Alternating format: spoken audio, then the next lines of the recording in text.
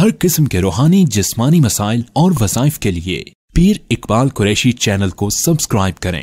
अच्छा, एक छोटा सा सुन लीजिए वजीफा भी कि मियाँ बीवी जब निकाह हो जाए या गुम्बत खजरा के दामन में आपको मैं बड़ा ख़ास वजीफ़ा देता हूँ कि सूरह रूम की आयत नंबर 21 है, उसमें अल्लाह रब्बुल इज़्ज़त ने मियाँ बीवी के रिश्ते के मुताल्लिक जिक्र फरमाया कि वमिन आयातिही अन खलक़ लकुम मिन अनफुसिकुम अज़वाजा, कि मैंने तुम्हारे जोड़े बनाए हैं। अब तख्लीक क्यों किया जोड़े का? लितस्कुनु इलैहा, ताकि तुम्हें सुकून हासिल हो, और सुकून हासिल होने के लिए आगे बोला वजअल बैनकुम मवद्दतम व रहमा, और मैंने तुम्हारे दरमियान मवद्दत और रहमत को पैदा कर दिया। मवद्दत प्यार को कहते हैं, रहमत बर्दाश्त को कहते हैं, कि आप गलती को ही बर्दाश्त करें। अब जो रोजाना इसको 100 बार 7 दिन पड़ेगा निकाह के बाद, अल्लाह ताला उनमें पूरी जिंदगी मोहब्बत और बर्दाश्त पैदा कर देंगे, वो कोताहियों से दरगुजर करेंगे। तो आप जो है जब निकाह में आए हैं तो मवद्दत वजअल बैनकुम मवद्दतम व रहमा, वजअल बैनकुम मवद्दतम व रहमा, इसको 70 बार 7 दिन पढ़े।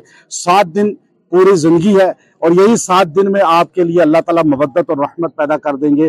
पहले वजअल मवद्दत के प्यार हो, आपस में मोहब्बत हो। दूसरा बर्दाश्त हो, माँ जैसे बच्चे को बर्दाश्त करती है, बाप बर्दाश्त करता है उसकी कोताहियों को भी, वो रहमत है।